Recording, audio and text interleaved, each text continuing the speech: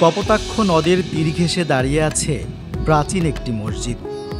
অনেকের ধারণা এটি খান জাহান আলী রহমাতুল্লাহি আলাহির সময়ে নির্মিত। সেই হিসাবে এর বয়স প্রায় ৬০০ বছর।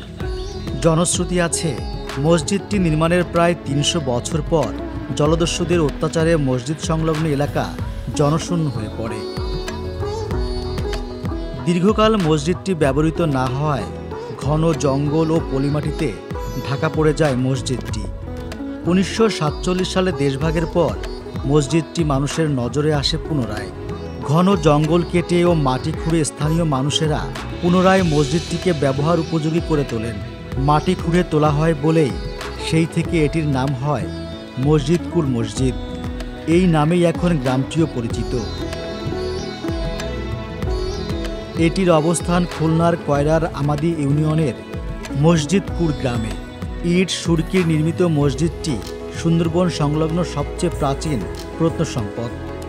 বর্তমানে প্রতিদিন শত শত মুসল্লি নামাজ আদায় করেন এই মসজিদে। দূর দূরান্ত থেকে চমৎকার স্থাপত্যশৈলীর মসজিদটি দেখতে আসেন দর্শনার্থীরা। ১৫-২০ কিলো পথ অতিক্রম করে এখানে মনের টানে, ইসলামের প্রতি ভালোবাসার টানে আমরা এই মসজিদকুর নামক স্থানটিতে এই মসজিদে নামাজ পড়ার জন্য আসছি। গরমের সময় একেবারে খুব ঠান্ডা থাকে, মনে করেন শীতল, যেরকম মানুষের এসি আছে সেই এসিটার পরিবর্তে মনে করেন এটাই হচ্ছে মনে করেন এসি। আর এই মসজিদে নামাজের পরে এত ভালো লাগে, ধারণা বাইরে। আমার বাড়ি এখানে না, আমার বাড়ি অনেক দূরে। আমি একটা নদী পার হয়ে আসছি এখানে। মসজিদটি যথাযথভাবে সংরক্ষণের উদ্যোগ না নেওয়া হয় তাহলে দেখা যায় মসজিদটি কালগর্ভে একদিন হারিয়ে যেতে পারে।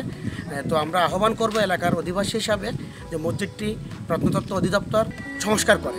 ৭ ফুট চওড়া চুন সুরকির গাঁথুনির নান্দনিক ইটের দেয়াল, ১৫০০ বর্গফুট আয়তনের মসজিদের ভেতর মাত্র ৪টি পাথরের খুঁটির উপর আছে ৯টি সুদৃশ্য গম্বুজ। মাঝের প্রবেশদ্বারগুলো অপেক্ষাকৃত বড়। কেবলামুখী দেয়ালের সঙ্গে রয়েছে অর্ধবৃত্তাকার একটি মিহরাব। মসজিদের পাশে একটি সাইনবোর্ডে লেখা আছে মসজিদটিতে কোনো শিলালিপি না পাওয়ায় নির্মাণকাল সম্পর্কে সঠিক ধারণা পাওয়া যায় না। তবে বাগেরহাটের ৬০ গম্বুজ মসজিদের সঙ্গে এ মসজিদের গঠন প্রণালী ও স্থাপত্য কৌশলে মিল থাকায় এটি খান জাহান আলী রহমাতুল্লাহি আলাহির সময় নির্মিত বলে ধারণা করা হয়। এখানে অনেক মুসল্লি আসে, বাইরে থেকে অনেক দার্শনিক আসে, দেখতে আসে, কিন্তু এখানে তেমন পরিবেশ না, বসার কোনো পরিবেশ না। আসলে মসজিদের এই জুমার দিনে আর লোক পরিপূর্ণ হয়ে যায়। বাইরে এক কাতার হয়, অনেক সময় ভক্তি নামাজে ৩ কাতার ৪ কাতার ৫ কাতার এমন হয়। ৫ ওয়াক্ত নামাজও হয়, তারাবির নামাজও হয় রমজান মাসে। মাশাআল্লাহ অনেক মুসল্লি হয়। এখানে ইফতারের ব্যবস্থা আছে। মসজিদকুরের মসজিদটি প্রত্নতত্ত্ব বিভাগের আওতায় থাকলেও এর রক্ষণাবেক্ষণ ও দেখাশোনার দায়িত্ব পালন করেন স্থানীয় মুসল্লিরা।